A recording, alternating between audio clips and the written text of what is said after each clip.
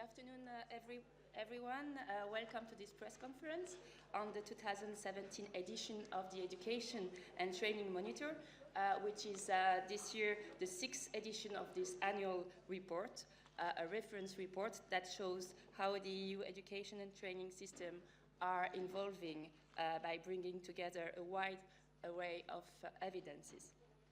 I will let the Commissioner Navracic now to present you the main findings of the monitor without delay.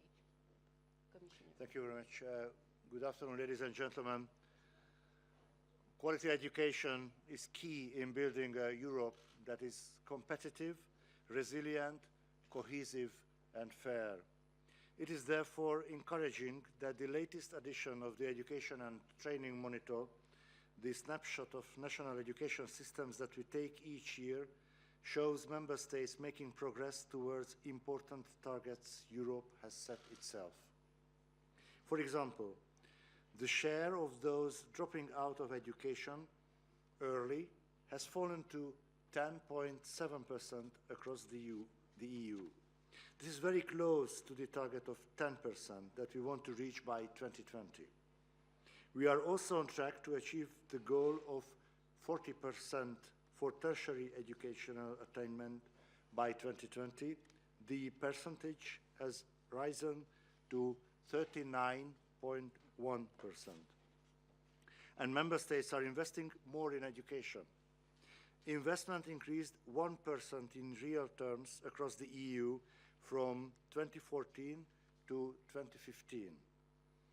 About 2/3 of member states recorded a rise, and 4 countries, Estonia, Malta, Romania, and Slovakia, boosted investment in education by more than 5%.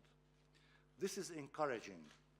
So I would like to see this trend continue and consolidate. Yet, this year's monitor also confirms an alarming trend. Many young people lack basic skills, and how well they do depends far too much on their social and cultural backgrounds. Roughly 1 in 5 Europeans at the age of 15 does not reach the basic level of competence in reading, math, and science. This means that the EU is moving further away from its objectives. And the figures reveal persistent inequality. The latest PISA results are striking. In science, pupils from the most disadvantaged socioeconomic background are almost 5 times more likely not to reach a basic level of competence than those with the most privileged background. Moreover, young people born outside the EU are still more likely to leave education early. For example, in 2016, the share was around twice as high as for young people as a whole. This worries me deeply. We must do more to ensure that all children and young people have access to high-quality education. All of them deserve equally good chances to lead successful lives as engaged and independent citizens. This is a question of securing sustainable economic growth and competitiveness. What is more, it is a question of fairness. That is why the European Commission is stepping up its support to member states to make sure education delivers for all. As outlined in 2 communications on school and higher education I presented in May, we are helping to identify good practices and offer voluntary tools for member states, such as Selfie, which helps schools better use digital technologies. We also provide up-to-date evidence that member states can base their education reforms on. This year's edition of the Education and Training Monitor, the 6th, has an important part to play in this. I am confident that it will help drive reform and modernization further. That is why the Commission will present this year's finding to heads of states and government at the EU Social Summit in Gothenburg on 17th of November, where they will discuss education and culture. In addition, to keep education high on the agenda, I will organize the first ever EU Education Summit in January 2018 to strengthen a political consensus on how to take reforms forward and to make sure that our education systems give all young people the best start in life. Thank you very much.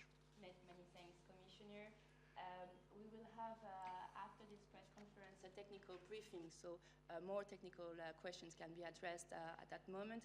You have also, outside of the press room, a big set of press material, including country fishes, so describing all the results of this year Education and Training Monitor. Now we have questions times for questions, so please just introduce yourself and your media.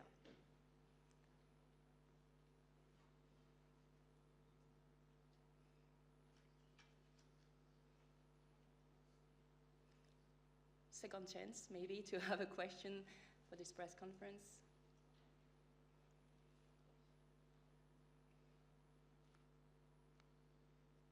Okay, doesn't seem to be the case. So I think everything was very clear, Commissioner. Many thanks for this. Once again, if you have follow-up questions afterwards, we are available for you. And all the press material is outside and online as well.